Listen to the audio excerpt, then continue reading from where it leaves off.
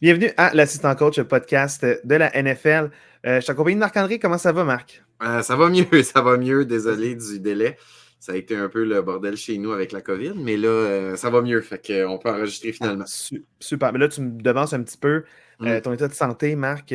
On n'a pas fait d'épisode la semaine dernière parce que tu avais officiellement la COVID. Donc, ça a Oui. été testé, pas juste je Mhm. pense que j'ai le Non, non, non, symptôme, testé, oui. mais testé positif à la COVID. Oui.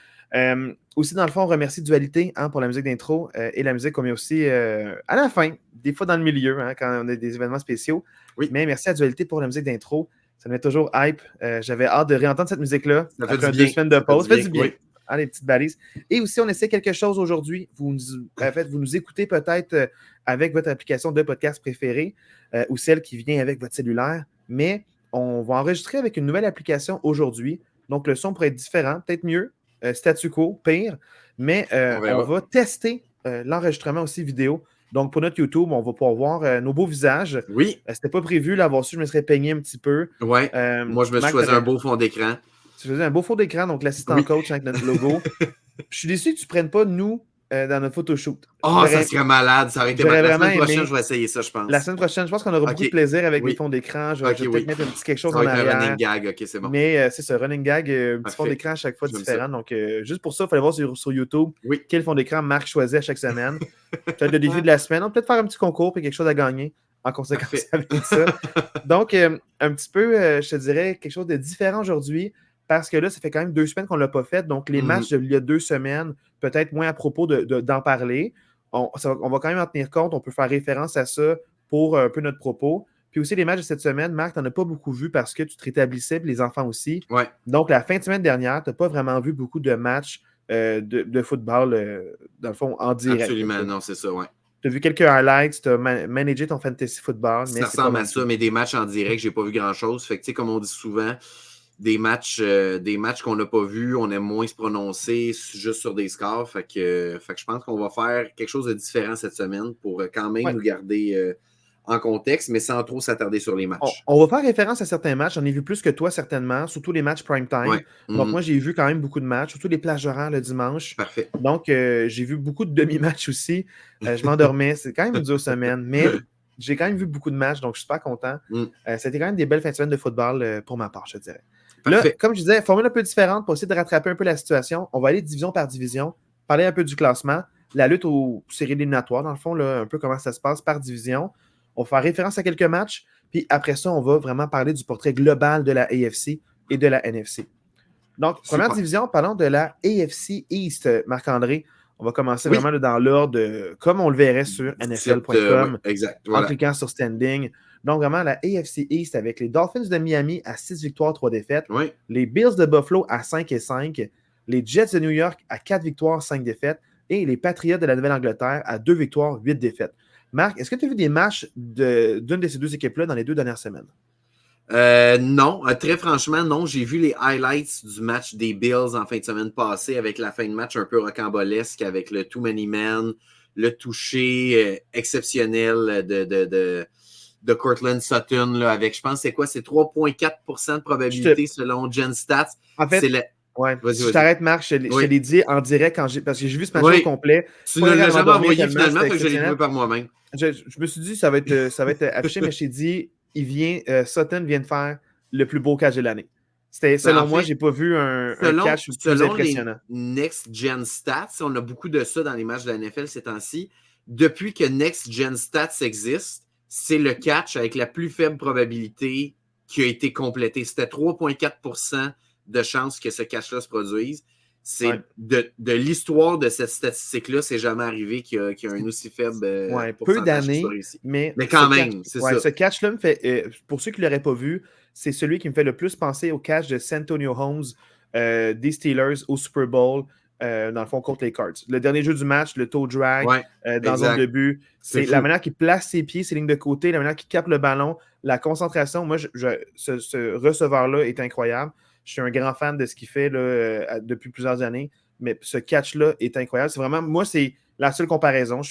Il est vraiment dans les limites, la concentration, le jeu de pied, la manière où il arrête. Ah, c'est incroyable. C'est ce qui me rappelle le plus ce catch-là, je te dirais. Ouais. Puis c'est, allez le voir, la comparaison, je pense qu'elle se fait aisément. C'est pas moi qui extrapole. C'est sûr que pour l'importance, on n'est pas sur le dernier jeu du match au Super Bowl. Non, mais c'est durant la saison, mais en termes de catch, c'est spectaculaire. Mais Marc, continue avec ce moment-là que tu as vu. Exact. Donc, oui, j'ai vu un peu les highlights de ça. Too many men pour les Bills dans un changement d'unité. Les Broncos, ils n'ont plus de temps d'arrêt, décident de switcher avec 12 secondes, changent complètement le personnel, puis les Bills se font prendre dans le changement de personnel avec un joueur de trop. Le batteur des Broncos rate son field goal, suite à la pénalité, réussit, gagne le match. Suite à ça, les Bills congédient leur coordonnateur offensif. Très franchement, je pense que cette division-là, c'est probablement la division qui me déçoit le plus dans la NFL cette année. Je m'attendais à beaucoup plus de cette division-là. Moi, c'est sûr que la blessure à Aaron Rodgers fait mal aux Jets. Les Bills, je les voyais plus haut. Les Jets, je les voyais plus haut. Les Dolphins sont impressionnants. Mais je pense vraiment que c'est une division qui aurait pu nous offrir plus cette année. Je regarde... Marc, je vais te lancer des fleurs un peu parce qu'à chaque fois, j'entends des analystes par rapport aux Bills. Ils sont sur une séquence de 2 défaites de suite. Ils étaient 5-3. Il fallait vraiment qu'ils gagnent contre les Broncos. Mais on parlera des Broncos bientôt parce qu'ils surprennent énormément, les Broncos. Je pense que le ménage est en train de se faire. Beaucoup critiquaient Sean Payton. C'est facile de critiquer après 2-3 semaines, surtout après la dégelée historique contre les Dolphins. Mais on voit que ça se replace. Puis les 4 derniers matchs là, sont vraiment bien joués, chaudement disputés. Ils gagnent beaucoup.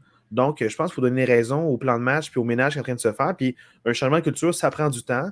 Il y aura des hauts et des bas. Puis il faut croire que cette défaite-là, je ne veux pas la minimiser. Ils sont fait battre contre meilleurs qu'eux. Puis surtout, c'est ça que je te dis, je vais lancer des fleurs, c'est que le gros problème, c'est que tout le monde parle de Josh Allen, mais il ne parle pas du jeu au sol anémique. Puis en plus, dans ce match-là, il y a eu des fumbles. Donc, c'est un jeu au sol dans le sens qui ne produit pas beaucoup, mais en plus, quand il échappe le ballon, ça fait extrêmement mal à cette attaque-là. Josh Allen, il y a une interception. C'est un revirement. C'est pas. Là, il y a un fumble en plus qui a été fait par les running backs. Il ne court pas assez. Ça nuit vraiment à cette équipe. Je suis fatiguant, puis vous m'avez entendu, si vous écoutez le podcast sur une base régulière, vous m'avez entendu. Josh Allen, ça reste un athlète exceptionnel, mais il est dans un système qui ne fonctionne pas. Où on lui met Marc, je vais mettre plus loin, c'est ça, on lui met trop de pression, puis on est tellement bon, on en profite trop, puis on pense qu'il va nous bail out à chaque fois. Mais c'est pas normal que c'est celui qui a le plus d'attempts pour courir, qui court le plus loin, il doit passer en plus. C'est voué à l'échec de juste se fier extrêmement sur lui ou juste sur lui. Le football, c'est le sport d'équipe par excellence, et à Buffalo, on n'a pas compris ça depuis que Sean McDermott est là, on ne l'a pas compris, puis c'est plate, puis oui, il a congédié son coordonnateur offensif, mais j'ai bien l'impression que McDermott, à la fin de la saison, c'est lui qui va y passer aussi. On se fie trop à Josh Allen, on ne se fie pas assez à l'équipe, puis clairement, on le voit, ça fait mal. Puis les Bills, je regarde un peu le portrait de l'AFC, on va y arriver bientôt, mais je vois difficilement les Bills participer aux éliminatoires, bien franchement. Si on regarde les prochaines semaines, là, attachez votre ceinture. Les fans des Bills, là, si vous pensez qu'à 5-5, ça va pas bien, les prochains matchs, les Jets, les Eagles, les Chiefs, les Cowboys. C'est les 4 prochains matchs des Bills, là. Fait que ça se peut qu'on se ramasse à 6-8 là, dans 4 semaines. Aussi, avec les Bills, comme beaucoup d'équipes qui ont des blessures, mais les blessures font mal. Puis c'est encore une fois la défensive, ils perdent joueur après joueur. Semaine 2, je te le disais déjà, la défensive est trop intense, puis ils se blessent trop. Puis là, maintenant, la défensive est plus là. Il accorde trop de points à chaque fois aussi. Il n'en marque pas assez. Le jeu au sol ne produit pas. C'est la débandade. Puis les analystes n'arrêtaient pas de les dire ils vont se rendre au Super Bowl sur leur année. Ils sont dans le top 3 des équipes de la AFC. Ils ne sont même pas dans le top 10 en ce moment en termes de compétitivité. Puis on en parlait, on ne veut pas le flasher. Parce que quand ils gagnent haut la main, mais quand ils perdent, ils perdent. Ils sont 5-5, puis ils ont un différentiel de points de plus 78. Parce que ça me démontre, c'est que quand tu perds par pas grand-chose, mais tu perds beaucoup. Tu viens de perdre 5 games. Fait que ça, c'est du management, c'est du coaching, c'est de la gestion de match, c'est le temps de possession qui n'est pas à ton avantage, c'est les revirements que tu perds. Tu ne peux pas être 5-5 avec plus 78 de points nets. C'est d'attaque contrairement à ce que tu encaisses, puis être 5-5. C'est juste pas normal, ça défie toute logique, puis tu vois qu'ils fly high, mais le moment où ça ne marche pas l'attaque, puis ils ne produisent pas en haut de 30 points, ils se font battre, puis malheureusement, c'est pas une recette gagnante qui est constante. Puis par exemple, à toutes les équipes de la AFC North qui ont une bonne défensive puis qui courent la balle, puis que les corps arrière ne font pas grand-chose, mais ils sont tous en train de gagner ces équipes-là. Deshaun Watson, il ne joue pas bien, puis il gagne. Dans le fond, la même chose avec les Steelers, le corps arrière. Et ils n'ont même pas 200 verges par la passe, puis ils gagnent. Parle-en, en tout cas. Juste pour finir sur les Bills, tu parlais de leur différentiel. Ils ont vraiment stack leur différentiel en début de saison. Mais on regarde les 6 dernières semaines des Bills. Ils sont 2-4 dans les 6 dernières semaines. Leurs 2 victoires, c'est les Giants et les Buccaneers par moins d'une possession. Donc, ils ont battu 2 équipes qui sont considérées quand même assez faibles par moins d'une possession. C'est leurs 2 seules victoires dans les 6 dernières semaines. Très sincèrement, si je suis un fan des Bills, je suis excessivement inquiet avec la cédule qui s'en vient, les performances qu'on a eues dernièrement. Je suis vraiment pas certain là, de ce qui va arriver avec les Bills cette année. Pour Miami, ils sont à 6-3, ils sont dans le coup. Ils ont perdu contre les Chiefs. T'sais, dans le fond, c'est sûr qu'ils ont perdu d'autres matchs aussi. Je ne me rappelle plus exactement contre qui, mais je ne suis pas inquiet pour les Dolphins. Il faut juste qu'ils resserrent un peu leur défensive parce que je sens qu'ils accordent trop de points. Quand Tyreek Hill n'est pas en feu ou quand Waddle n'est pas là non plus, je sens qu'il resserre un peu, la défensive resserre un peu le plan de match contre Tyreek Hill. Puis quand il n'est pas là, toutes les blessures au running back, ça fait que en ce moment, ça se passe moins bien.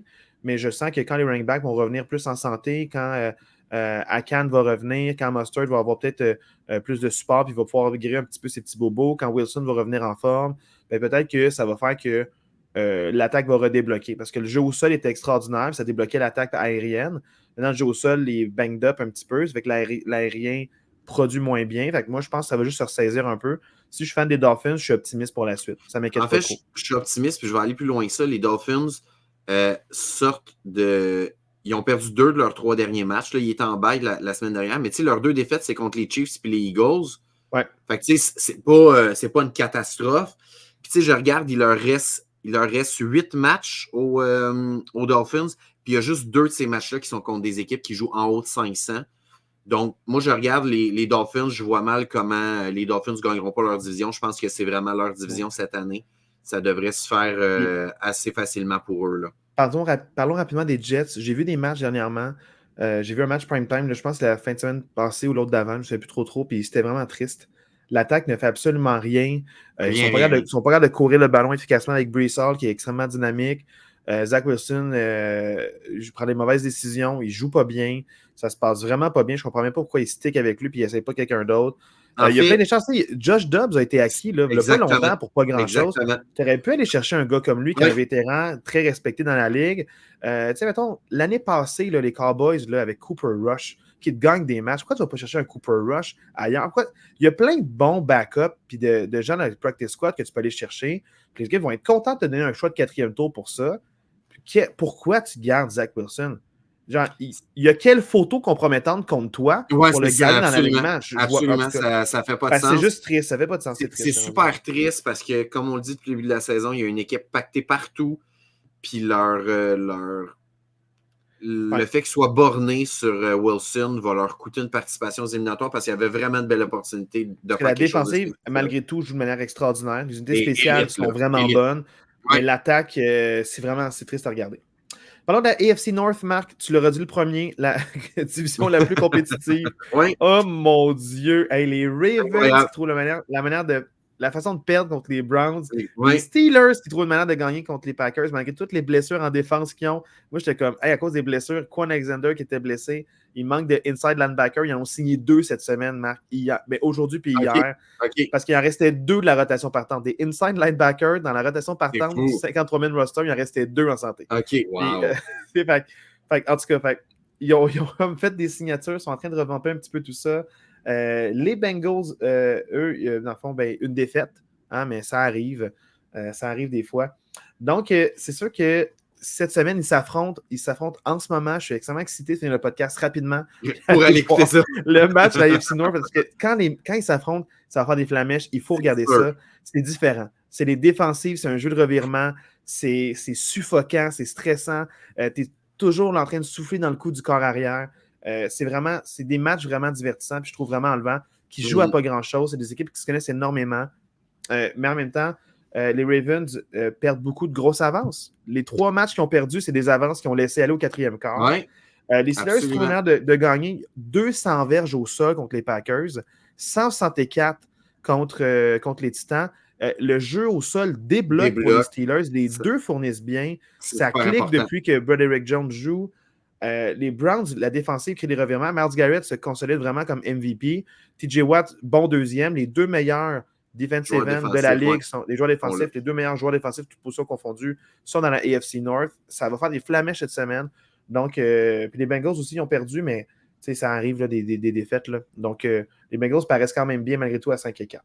Exact. Puis, tu sais, juste pour enchérir, en ce moment, c'est Ravens-Bengals, mais dimanche, c'est Steelers-Browns. Donc, c'est vraiment 2 matchs intra-division en fin de semaine. Vraiment important pour le classement. C'est vraiment important. Ouais. Puis, je pense qu'au podcast de la semaine prochaine, on va avoir une meilleure idée de comment ça va se finir, cette division-là, parce que, tout dépendamment des résultats, ça va influencer, mais on a quand même des chances que les 4 équipes de cette division-là participent aux éliminatoires. C'est une possibilité. Donc, à moins que ça se bouffe l'un l'autre dans les matchs intra-division. Mais c'est vraiment une possibilité. Je pense que ces 4 équipes-là ont vraiment un potentiel intéressant de participer aux éliminatoires parce qu'on vient de le dire, dans la AFC East, je ne vois pas les Bills puis je ne vois pas les Jets participer aux éliminatoires puis les Patriots, on oublie ça. Dans la AFC West, il y a peut-être les Raiders qui peuvent venir jouer les troubles fêtes en ce moment. Là. Puis dans la AFC South, il y a peut-être les Texans qui peuvent venir jouer les troubles fêtes. Fait qu'il y a vraiment une possibilité d'avoir 3 équipes dans la les Chargers seraient contenders, ils avaient fait comme les Raiders puis se débarrasser de leur coach. Oui. Les Chargers étaient à une décision d'être contenders en ce moment. Sinon, pour le reste, là, la AFC North, on va en parler plus en détail la semaine prochaine, mais c'est vraiment des matchs à regarder, à écouter. Les 4 équipes sont compétitives et font du bon football, donc c'est vraiment le fun à regarder. Puis je suis serein, juste... vas-y, Marc. Non, mais j'allais dire, l'équipe qui m'inquiète le plus, c'est triste, mais c'est les Bengals. Oui, ils sont 4e en ce moment, mais pour la simple et bonne raison qu'ils ont de loin la moins bonne défensive de cette division-là. Parmi les 4 équipes, tu as 3 défenses élites. Les Ravens, les Steelers, les Browns, c'est 3 défenses élites. Puis tu as les Bengals qui ont une défense correcte. Puis à cause de ça, moi, je pense que c'est les négligés dans cette division. Et pour ajouter, Joe Mixon ne performe vraiment pas du tout comme l'an passé. Ouais.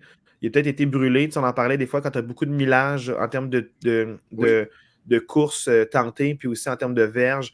La saison d'après est plus difficile. Au moins, il n'est pas blessé. Mais je sens qu'il n'est pas là en ce moment. Il n'est pas frais, il n'est pas dispo. Puis en plus, il y a beaucoup de wide receivers. C'est ça. Fait que là, tu as moins d'options à la passe. Puis ton running back ne te débloque pas le jeu. Ils n'ont pas de bon deuxième, ils n'ont pas un bon comité. Donc, finalement, c'est ça. Pour les Bengals, c'est plus. C'est important de gagner cette semaine parce que si tu es 5 si et 5, ça va être tough. Ça va être tough. Ça va être vraiment difficile. La AFC South me surprend énormément, Marc. Malgré tout. Je suis vraiment d'accord avec toi. Je voyais pas cette. On s'en était parlé.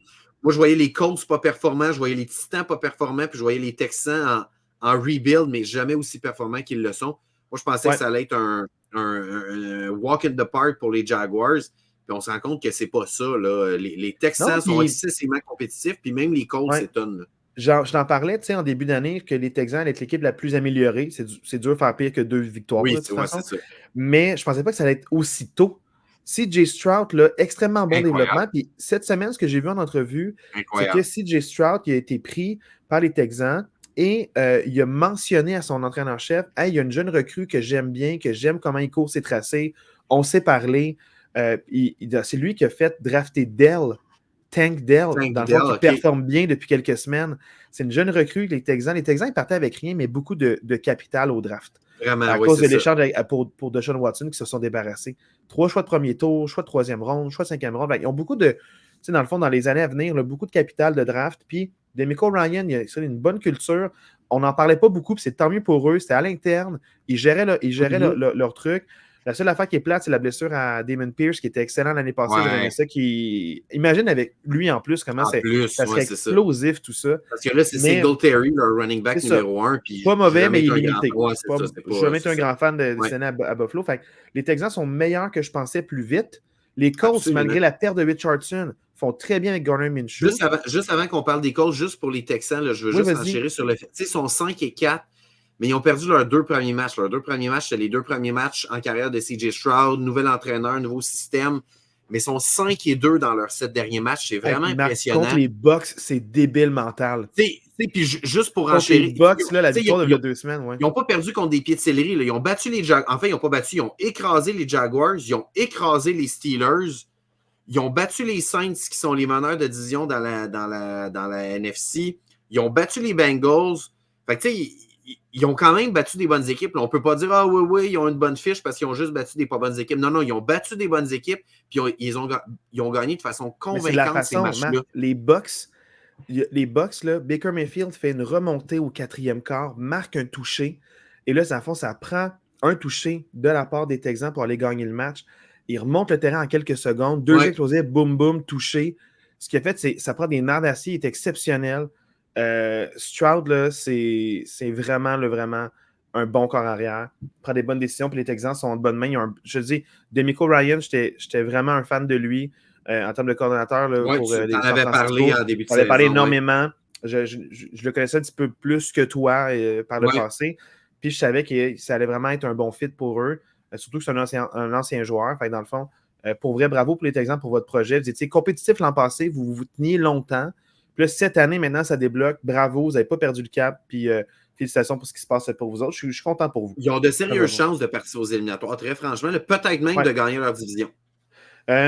Les Colts, c'est plus difficile, mais c'est moins pire que je pensais. Oui, à 5-5, c'est très respectable. Tu es compétitif, tu gagnes des matchs, tu en perds d'autres. 5-5, ça peut débloquer si tu es opportuniste puis tu gagnes des matchs. Donc, tu es encore à 500. Tu as la même fiche que les Bills.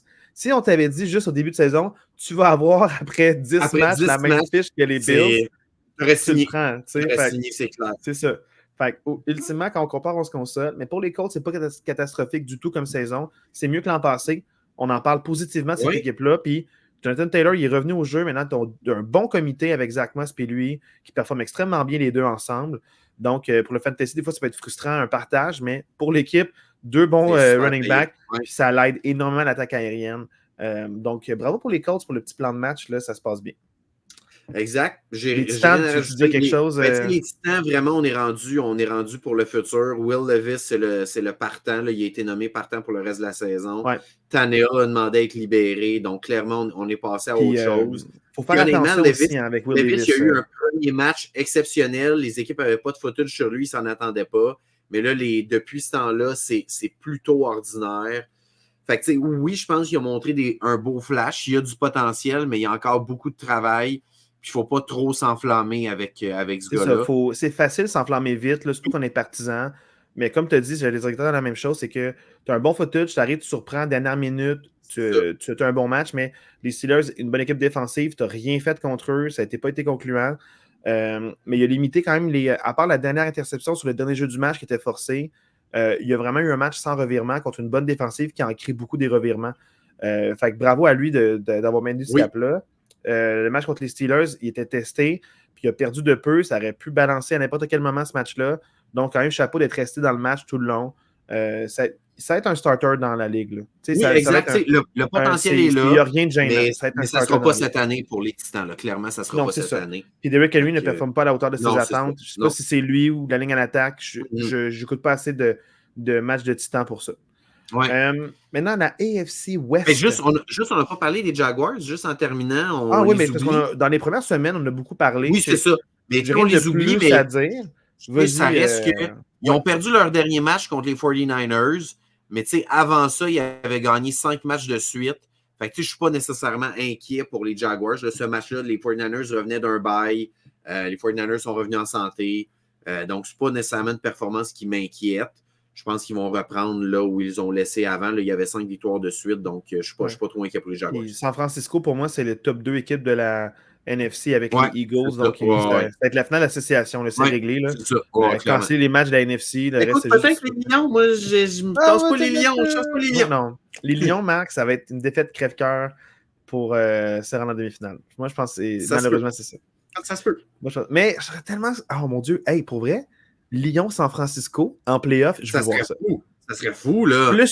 Plus que contre les Eagles. Oui. J'aimerais. Contre San Francisco, ça ferait des flamèches incroyables. Oui. Ça serait malade, ça serait débile. Pour vrai, ça vaudrait le coup d'œil. Oui. Mais ne nous emballons pas trop. Pas trop. Voilà. Le AFC West, les Chiefs de Kansas City à 7 victoires de défaite sont bien en contrôle cette division-là. Les Raiders, avec un vent de fraîcheur, là, ça se passe extrêmement bien pour eux depuis le congédiement de la poubelle. Josh McDaniels. Pour vrai, on ne le respecte pas depuis le début du podcast. Non, Je ne vais pas te dire on va être respectueux avec tout le monde, mais pas lui. Lui ne mérite pas de respect. Voilà. Ils sont 5-5 depuis. Vraiment, le coach par intérim a une chance réelle de rester coach, dans le fond, là, pour les années à venir. Il est très respecté dans l'entourage des Raiders. Puis, depuis qu'ils ont fait le changement, ça se passe très bien pour eux. Donc, je suis content parce qu'ils ont les éléments. Puis, c'est fâchant de voir du gaspillage depuis l'an passé. La seule chose, là, on va vraiment voir de quel bois ils se chauffent. Ils ont battu les Giants puis les Jets. Oui, c'est beau, tant mieux, ils ont 2 victoires, mais c'était les Giants puis les Jets. Là, tu as les Dolphins, les Chiefs et les Vikings, les 3 prochains matchs. On va vraiment voir de quoi ils se chauffent, là, les Raiders. Des moins bonnes défensives, mais des gens qui vont te mettre plus de points contre toi. Oui. Fait que là, ça va être j'ai hâte de voir comment, parce que les Giants sont pas bons, mais ils ont une excellente défensive. Les Jets, pareil. Exact. Ils peuvent te faire suffoquer une attaque. C'est que ça reste que les Giants, c'est pas une bonne équipe de football, en général. Là, c'est que tu vas affronter 3 bonnes équipes, 3 équipes avec des fiches largement gagnantes. Fait que là, je pense que vraiment, les 3 prochaines semaines, on va vraiment voir les Raiders sont fait quoi. Puis, tout dépendamment comment ils performent, ils ont des chances réalistes de participer aux éliminatoires, les Raiders. Je suis d'accord avec toi. Tu sais, à 5-5, tu es encore dans le portrait comme d'autres équipes. Tu as une bonne défensive, tu as des très bons éléments à l'attaque. Josh Jacobs, Davante Adams. Il y a clairement quelque chose qui peut être fait là. Puis, il a l'air d'avoir un feu qui pogne. Là. Il y a quelque chose qui pogne là, à Las Vegas. Il y a de l'engouement en ce moment, puis tant mieux pour eux. Ouais. Là, les Chargers et les Broncos, les deux sont à 4 victoires, 5 défaites. Ça, c'est ma surprise un peu. Pas pour les Chargers, là, mais pour les Broncos, de rétablir le cap, d'avoir 3 victoires de suite. Ils étaient 1-5, Marc. Là, ils sont à 4-5. Je trouve ça exceptionnel. Ben, puis ils n'ont pas nécessairement battu des pieds de céleri non plus. Ils ont quand même battu les Chiefs et les Bills dans leurs 2 derniers matchs. Ouais. Fait que c'est quand même encourageant. Ils poursuivent leur cycle quand même difficile. Les Vikings en fin de semaine, les Browns l'autre semaine d'après. Fait que si tu es capable d'être compétitif dans ces 2 matchs-là, les Broncos amènent quelque chose d'intéressant. Là, on l'a mentionné, on l'avait dit l'année passée, ils ont une excellente défensive. Si la sauce peut pogner à l'attaque, il y a quelque chose qui peut se faire à Denver. Là. Est-ce que c'est cette année que ça va se passer? Peut-être pas. Mais je pense qu'on est en train de semer des graines pour que l'année prochaine, ce soit quelque chose de bien là, à Denver.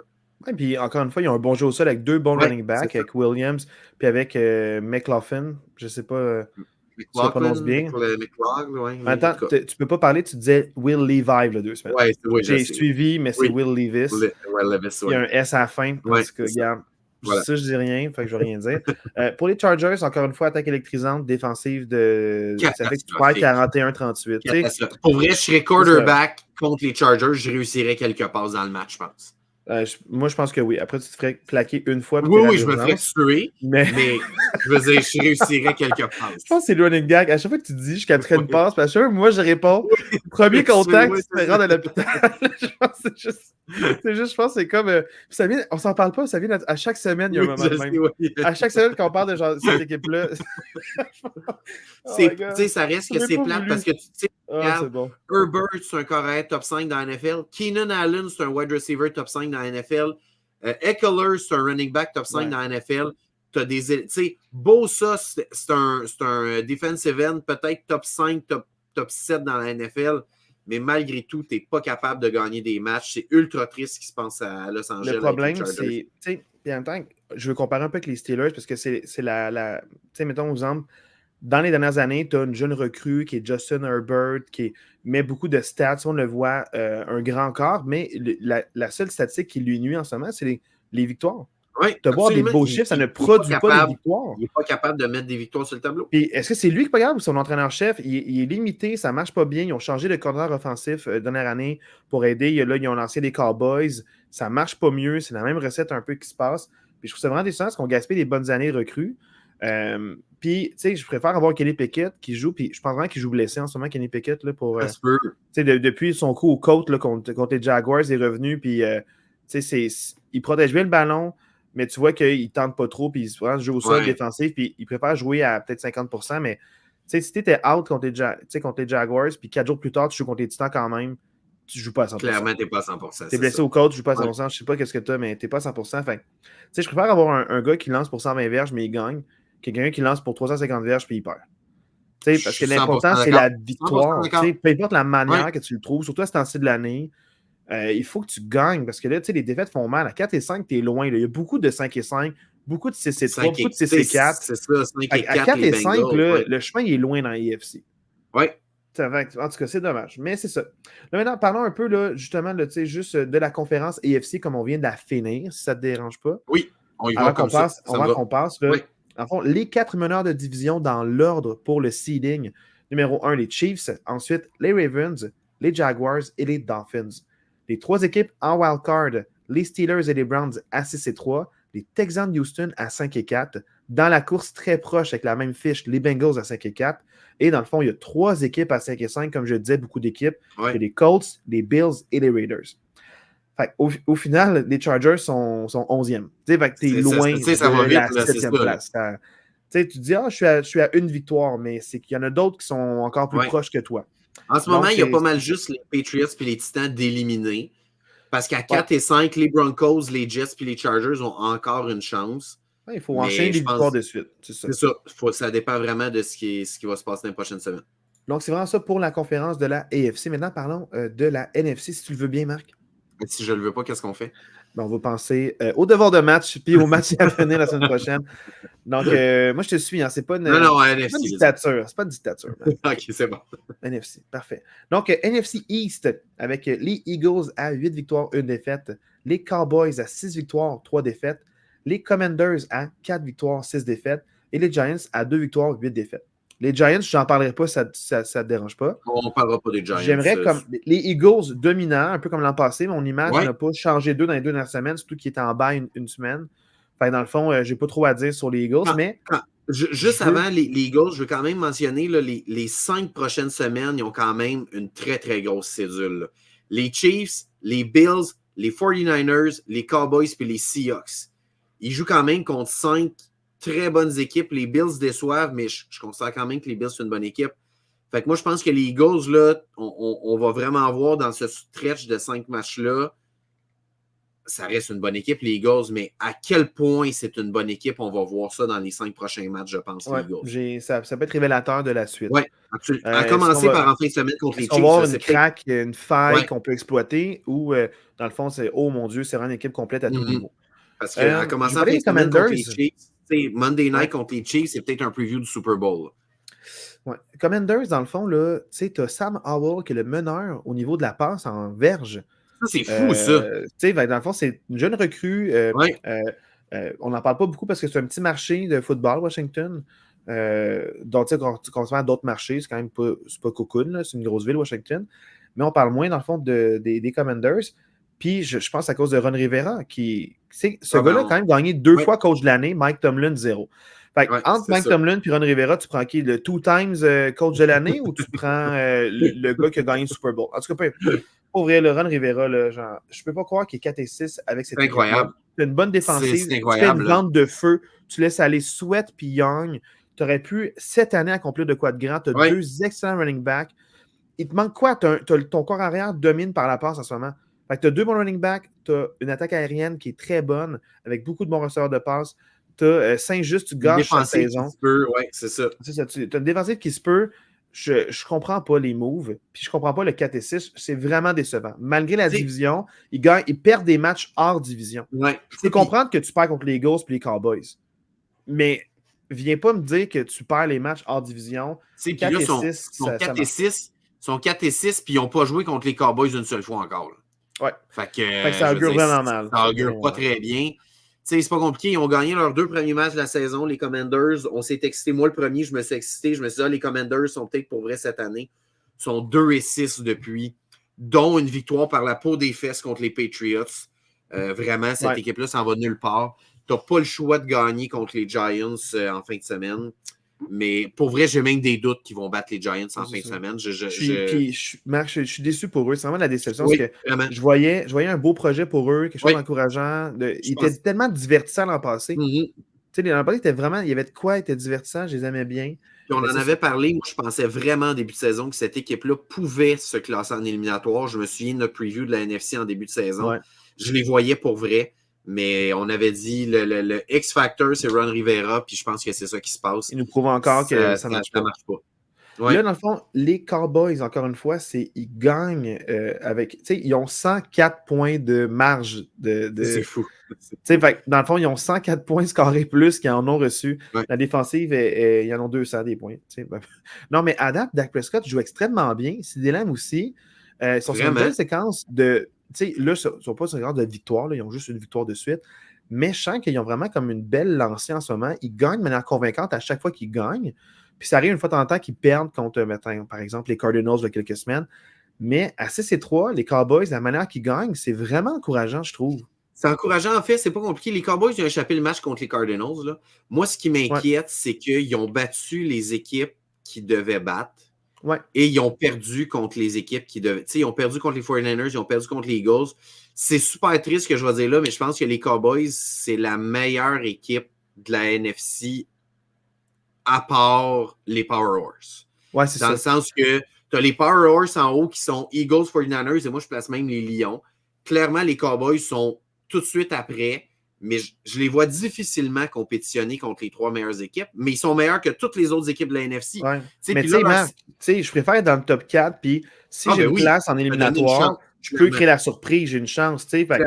Moi, je sens juste que les Cowboys, c'est clairement pour moi la 4e meilleure équipe. Juste plate qu'ils ne seront pas meneurs de division parce que ils sont avec les Eagles, mais les Cowboys, c'est une équipe très respectable. Puis pour le reste, c'est une équipe qu'il ne faut pas juste tasser de revers de la main. Non. Ils vont être dans le portrait.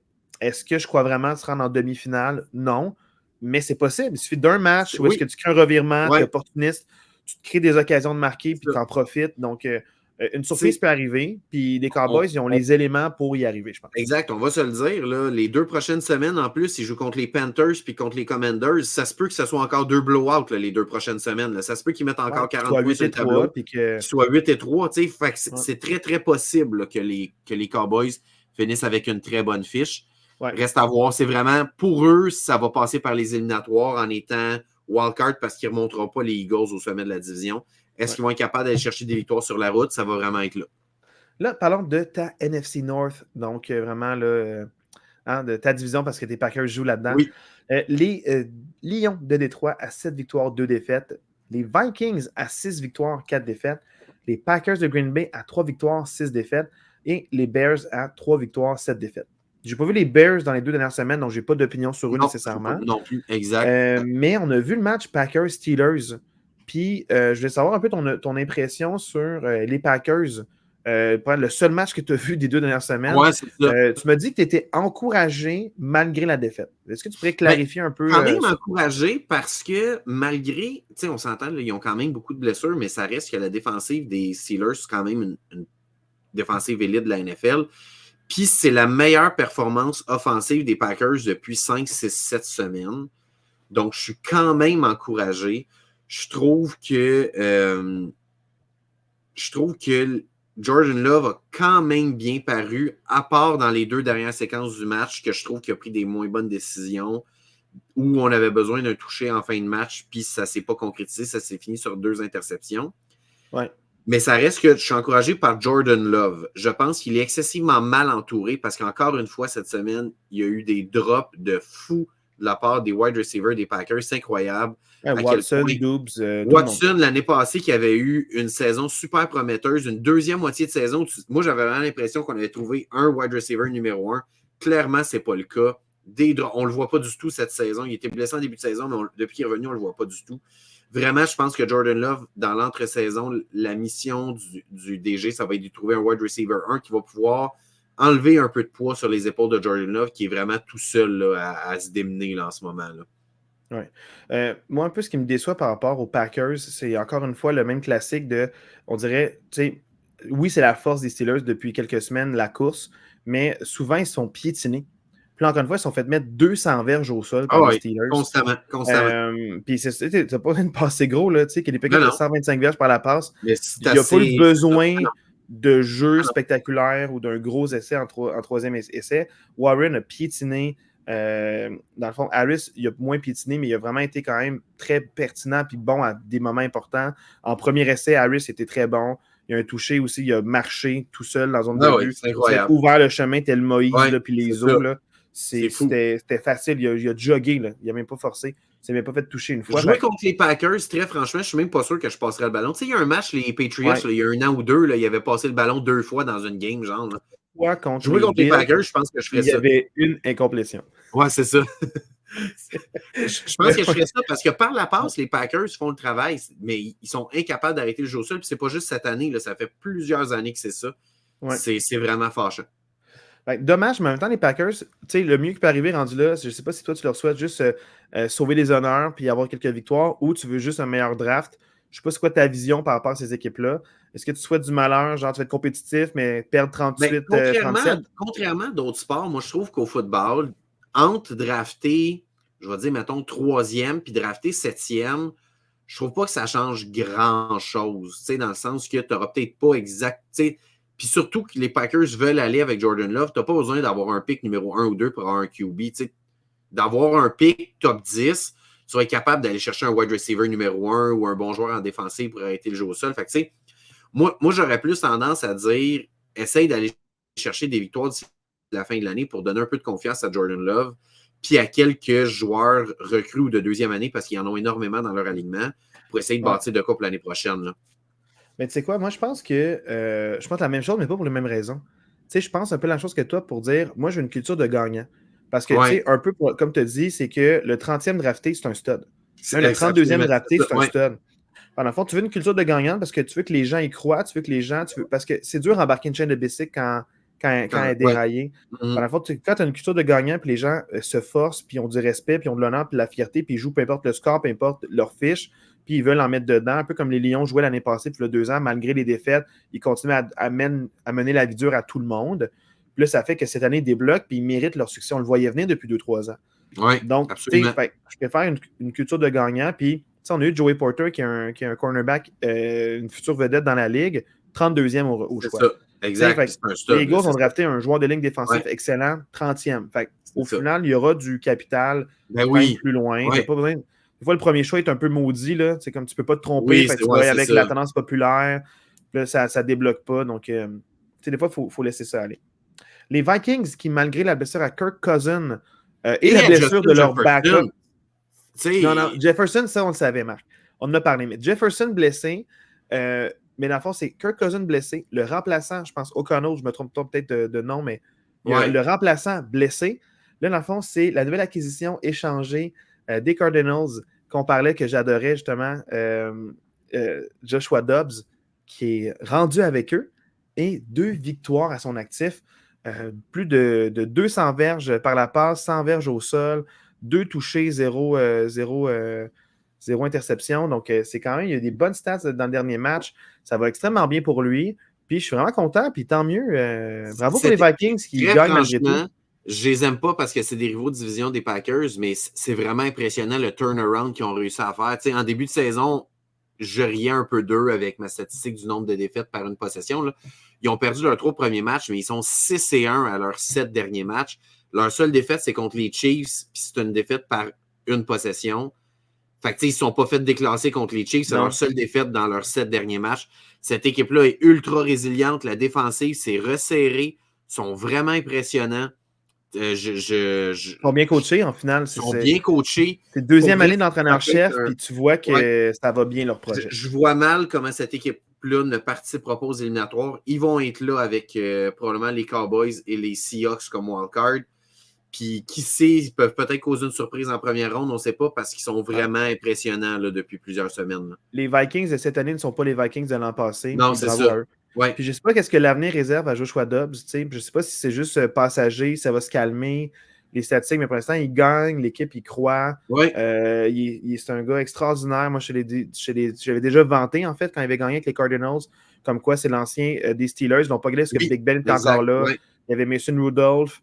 Dans le fond aussi, il y en avait d'autres qui étaient comme, il y avait Dwayne Haskins, Rest in Peace, qui était là aussi. Fait que, il y avait comme plusieurs, mais ils ont dû laisser aller. On ne peut pas te garder et te signer après ton contrat recru. Fait que, je suis un gars extrêmement respecté. Fait que, c'est tant mieux, un peu comme pour les Seahawks, qui ont trouvé leur niche avec Geno Smith. Peut-être que lui, pour trouver sa niche avec les Vikings. Parce que Kirk Cousins, il y a des rumeurs qu'il l'échangerait parce que c'était ça. Il est à contrat à chaque. Ça fait 7 ans qu'il signe un contrat d'1 an. Puis en tout cas, fait que, Ça fait 7 ans qu'il y a des contrats d'1 an, fait que ça se peut qu'ils ne le reprennent pas, ça se peut qu'ils le reprennent. Est-ce qu'ils vont vouloir garder avec lui à long terme?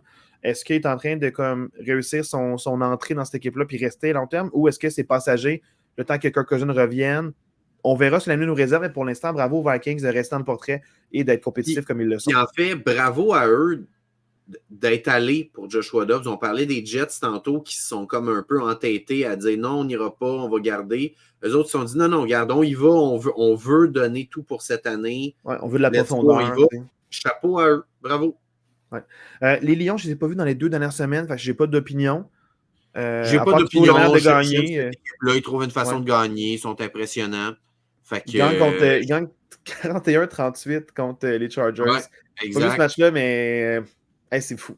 Je suis content que l'attaque puisse en donner une à la défensive. Parce que souvent, la défensive jouait bien, puis l'attaque l'avait mollo. Là, la défensive a peut-être moins fait le travail contre les Chargers, mais l'attaque a compensé. Donc, je suis vraiment content. Oui. Je ne sais pas la manière. Je ne sais pas si on est en 4e et quelque chose ou pas. Je ne sais pas s'il y a eu des jeux loufoques comme Dan Campbell peut caler, genre un 4e et 2 à sa ligne de 10, puis il va quand même. C'est l'affaire la plus détroite de caler ça. Mais j'ai aucune idée. Mais bravo pour les 2 victoires. Très franchement, ça se peut qu'on se ramasse avec les Lions qui finissent premiers dans la NFC à cause de leur cédule comparée à la cédule des Eagles.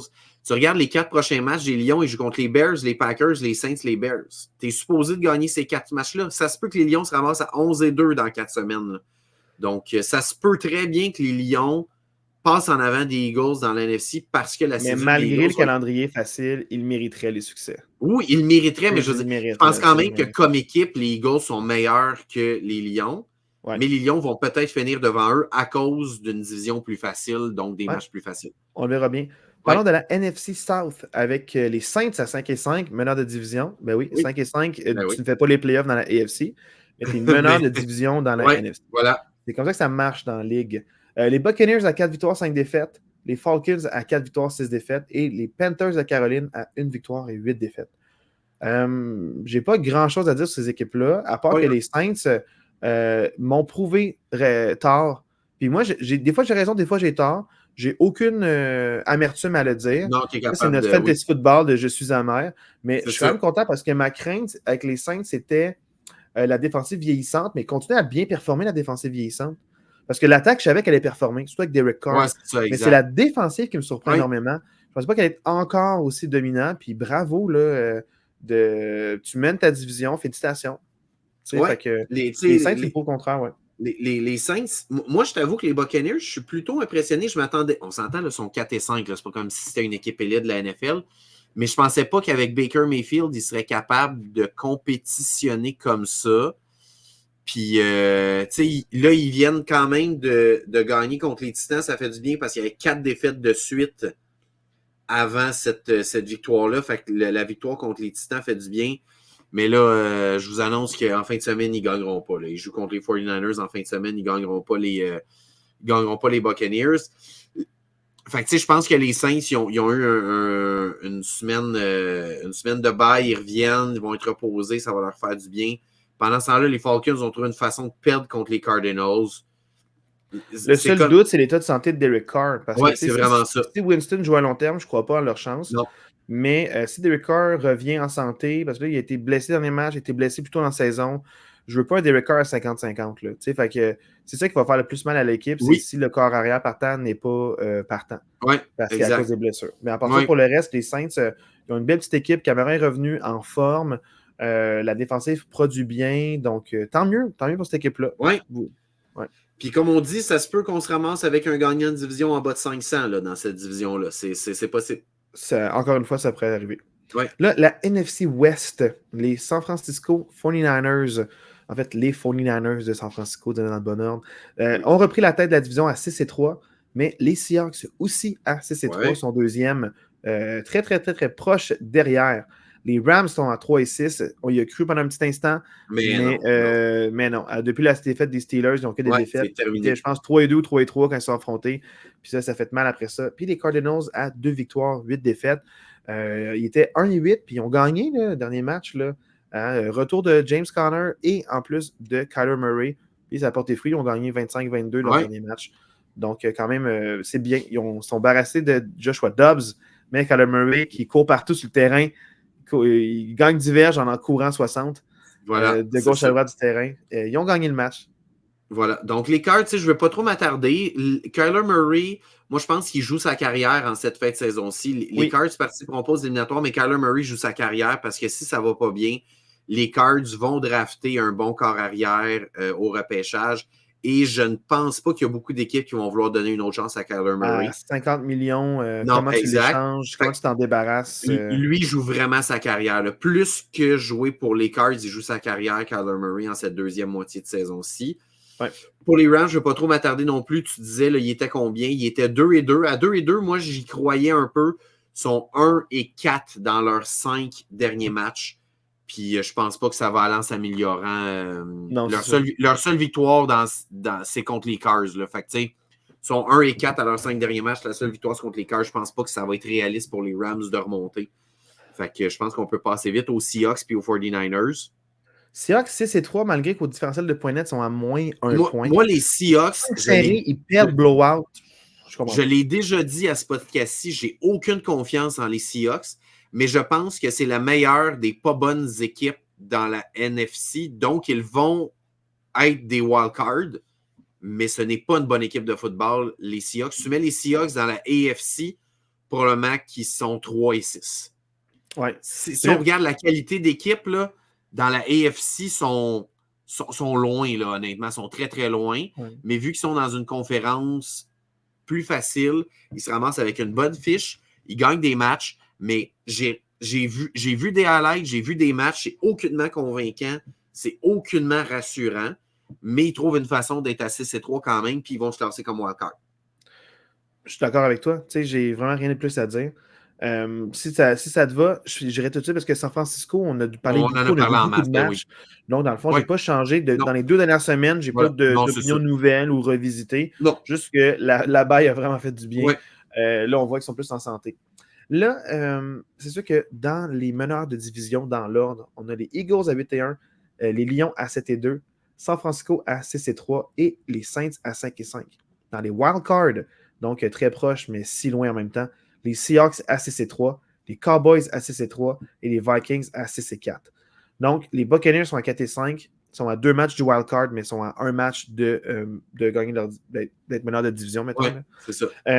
Ensuite, Commanders à 4-6, Falcons à 4-6, Green Bay à 3-6, Rams à 3-6. On dirait le portrait des éliminatoires est quand même pas mal, pas clair. La NFC, mais la seule chose qui n'est pas réglée, c'est la NFC South. On ne sait pas c'est qui va gagner. Mais à part ça, c'est réglé. Là. Les gagnants de division, ça va être ça. Là. Ça va être les Eagles, ça va être les Lions, ça va être les 49ers. Les 3 wildcards, ça va être Seahawks, Cowboys, Vikings. C'est sûr, ça va être ça. Il n'y aura plus de surprise. Peut-être une équipe, s'il y a des défaites ou des blessures clés, ça peut changer le portrait. Ça mais il n'y aura pas de grande surprise. Non, si les variables restent telles quelles, pas mal. Ouais. Il n'y a pas de blessure majeure ou de quoi que ce soit. Ça va être les Saints ou les Buccaneers qui vont gagner probablement la NFC South. Là, ça va être ça, mais sinon, toutes les autres, on peut les exclure. Les Commanders, c'est mort. Les Falcons, j'ai des doutes. Là. Ils ont encore des chances de gagner leur division, mais j'ai des doutes. Les Packers, c'est mort. Les Rams, c'est mort. Les Bears, c'est mort. Les Giants, c'est mort. Les Cards, c'est mort. Puis les Panthers, c'est mort. C'est plate, hein? C'est une association vraiment pas compétitive. C'est aucunement compétitif. C'est ouvert. Ça va se battre jusqu'à la dernière semaine. Puis la NFC, c'est pas mal. NFC, c'est arrive en santé. Arrive en santé pour les éliminatoires, puis tu vas être bien correct. Après la semaine 10, on sait déjà 6 équipes sur 7 qui vont faire les séries dans la NFC. C'est quand même fou, là. À ce moment-ci, c'est la fin du premier quart. Et Baltimore mène 7-3. Puis Cincinnati a le ballon en ce moment. Je ne le sais pas où. Là, maintenant, allons dans le fond là, pour les matchs à venir cette semaine, Marc, si tu veux bien.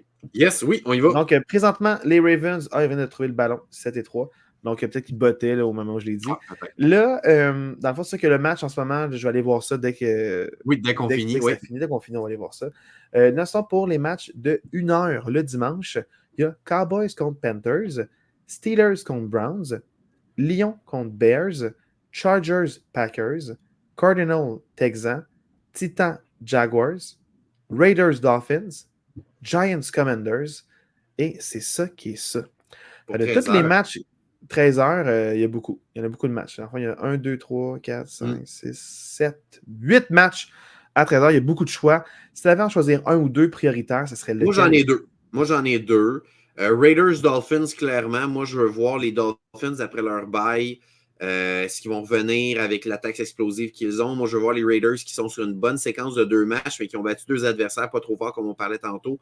Qu'est-ce qu'ils vont être capables de faire contre une machine offensive? Donc, ce match-là m'intéresse beaucoup. Puis sinon, c'est Steelers-Browns, un match 2 équipes à 6-3, 2 équipes de la même division, la division la plus forte. Ce match-là peut vraiment être intéressant. Deshaun Watson qui est blessé pour le reste de la saison. On ne start même pas PJ Walker, on start, je me souviens même plus son nom, là, de Donovan, je ne sais pas quoi, en tout cas, whatever, là, 2 noms de famille. Je me souviens même plus du nom du starter. C'est peut-être là-dessus que ça va jouer. Mon feeling, c'est peut-être là que ça va peut-être se jouer en faveur des Steelers. Mais c'est un match que je veux voir. Moi, il y a 2 matchs vraiment intéressants. Steelers-Browns, pourrait ça être vraiment un gros duel. Oui. Pour ceux qui ne veulent pas voir ces matchs-là, il y a un autre, c'est qu'encore une fois, je reste des matchs interdivision. Puis c'est Titans-Jaguars. Les Jaguars qui sont un petit peu chantants dernièrement, qui ont perdu quelques matchs, tu veux consolider ta première place, tu ne veux pas laisser une chance aux autres de se rattraper. Donc, c'est un match extrêmement important contre les Titans avec Will Levis, qui va peut-être bien performer contre les Jaguars. Peut-être qu'il y a un bon plan de match pour attaquer cette défensive-là. Puis les Jaguars ont tout ce qu'il faut pour pouvoir bien performer aussi. Donc, les Titans peuvent marquer beaucoup de points contre les Jaguars. Puis les Jaguars aussi contre les Titans. Donc, c'est vraiment un duel que je trouve intéressant. Oui, je suis d'accord. Puis ça veut plus dire de choses pour les Jaguars que pour les Titans, mais c'est un duel de division. Fait que moi, je pense vraiment que ce match-là peut être vraiment plus spectaculaire qu'on pense. Oui, j'aime ce choix-là. Si vous voulez du spectacle spectaculaire, regardez Cowboys-Panthers. Il va y avoir peut-être 2 pick-six la défensive des Cowboys. Les Cowboys vont mettre 50 points sur le tableau. Non, mais dans le sens que... pas 60, si 62. Si vous voulez des flamèches, regardez ce match-là. Les Cowboys vont faire des feux d'artifice partout. Oui, parce que Marc, le propriétaire des Cowboys, il a dit les Dolphins ont marqué 70 points. Il a descendu dans la chambre des joueurs. Il a dit moi, j'en veux 72 aujourd'hui. Si vous voulez un match qui va finir moins 20 à moins 15, regardez Giants Commanders. Ça va être un festival de beauté de placement. Oh my God. Mais sinon, je pense que c'est pas mal ça les matchs intéressants de la semaine. Ben, Sam Howell va lancer pour 400 verges, mais il a lancé 2 interceptions. Oui, c'est ça. Le match est plus serré qu'on pense. Les matchs dans le fond, de 4h05, il y en a juste un. Buccaneers contre 49ers. Mais dans la même plage horaire, grosso modo, de 16h, là, il y a Jets-Bills et Seahawks-Rams. Jets-Bills, oh my God, ça va être tendu.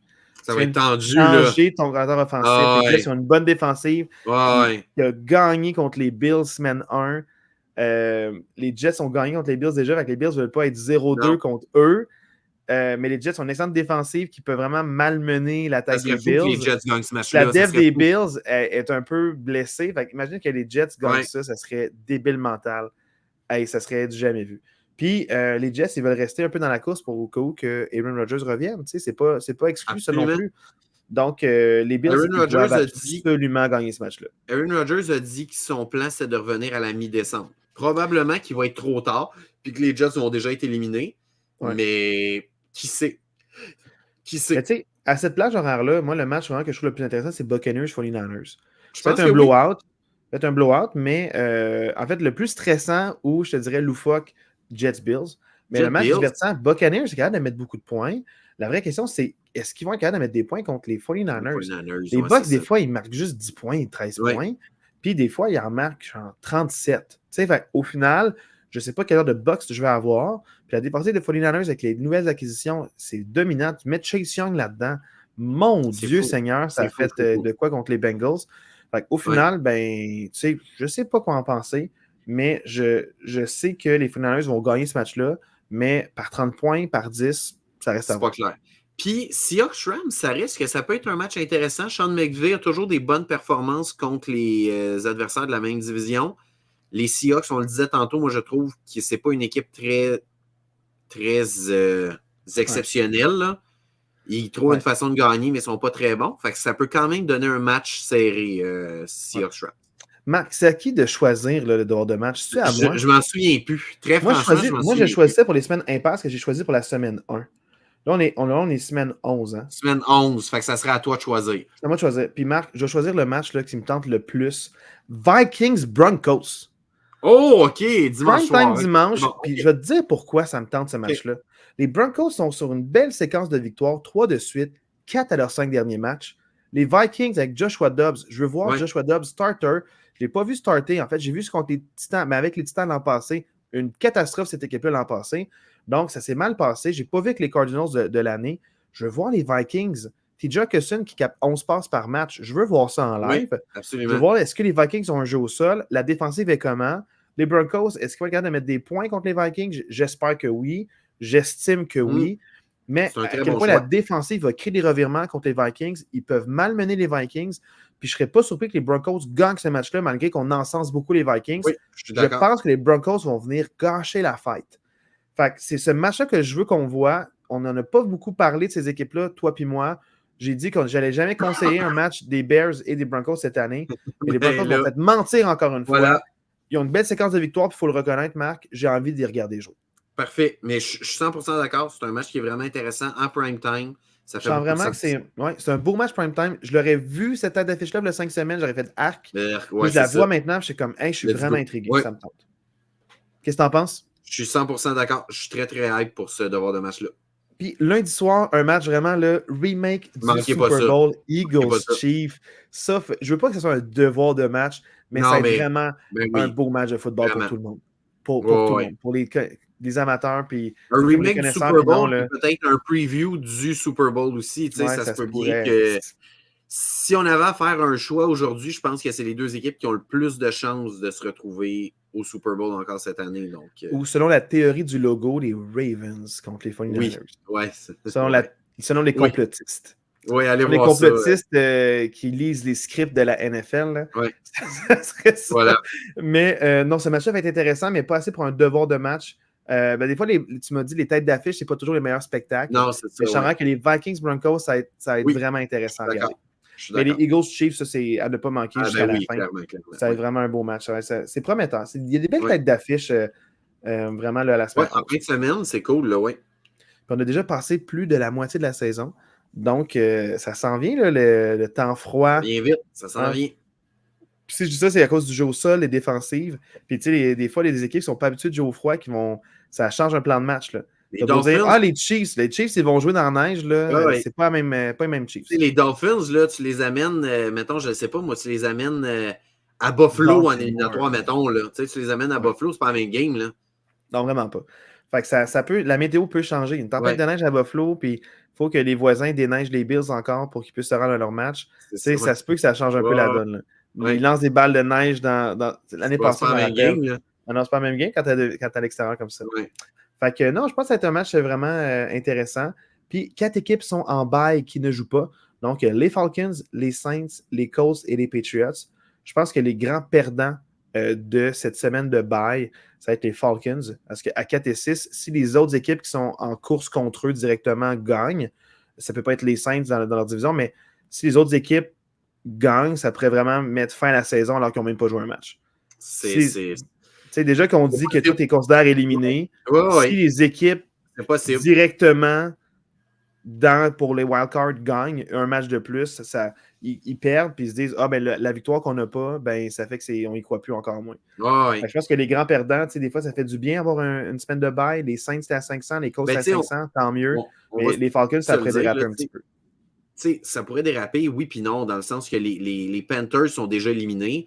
Fait que la seule vraie équipe de cette division-là qui joue, c'est les Buccaneers, puis ils jouent contre les 49ers. Fait que je pense pas que ça va tant influencer. Les Buccaneers vont perdre contre les 49ers. Fait que les Buccaneers vont se ramasser à 4 et 6 aussi. Fait que je pense pas que pour les Falcons, ça va changer grand-chose. Là. Non, mais admettons, c'est parce que les Falcons, mettons, si on regarde pour la place de wildcard, mais pas dans la division.